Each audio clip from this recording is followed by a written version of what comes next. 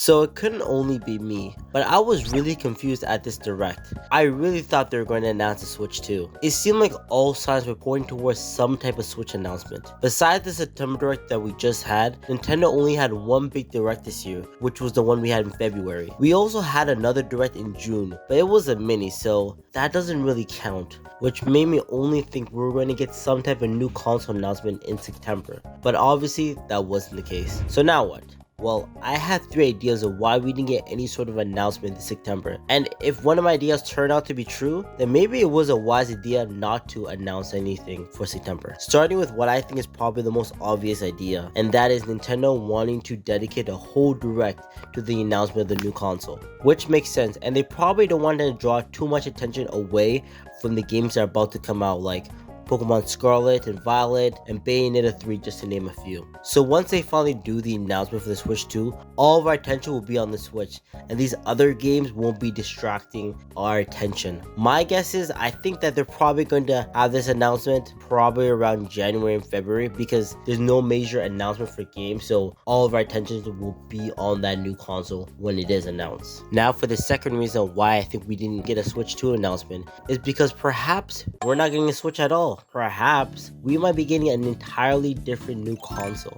Although I don't think this is the case, and it's still a possibility, even if it's a small one. Considering Nintendo often doesn't make a direct sequel to the consoles. Heck, now that I think about it, they don't even do that many direct sequels to their games. Like, think about it, they may make a new Mario game, but for example, they may make Mario Sunshine, but the next game after that is going to be Mario Galaxy, and the next game after that is Super Mario Odyssey, but that's not the best example because Super Mario Galaxy 2 was made. But you get my point, is that Nintendo doesn't really make direct sequels to something. They may make something that's kind of related, but number 2 on it, like, we don't really get that often. But luckily, we do get the occasional sequel, as I mentioned, Super Mario Galaxy 2. So it's not impossible, but to be realistic, the Switch was far too successful.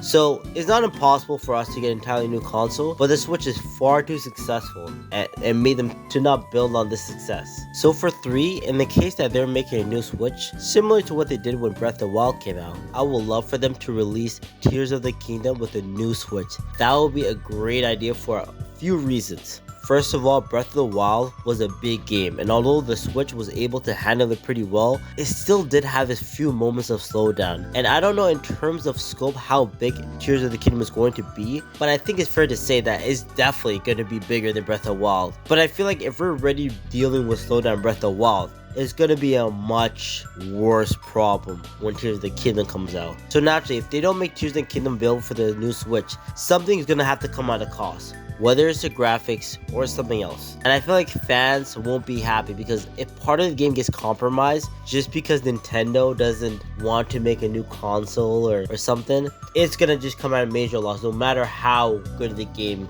comes to be. Heck, look at Scarlet and Violet. Pokemon is so loved, but look what happened. Second of all, this will drive huge incentive to buy the new console, especially if it's gonna come with a killer app like Zelda. And lastly, if you look at the release date of when Tears of the Kingdom comes out, it comes out at a similar date as to when Breath of the Wild comes out, which was March 3rd to be exact. And Breath of the Wild came out with the Switch, so naturally, Tears of the Kingdom will probably come out at a similar time frame. And these games are 5 years apart, which is typically the average life cycle of most consoles. So there's a really good chance this game will come out with the Switch 2 or a similar time frame. Also, Tears of the Kingdom got delayed. Nintendo's reasoning was that the game wasn't ready, which could be true, but what if they needed extra time because they needed to be able to port it to the new console? Now, it could just be a coincidence, but the timing just seems too perfect.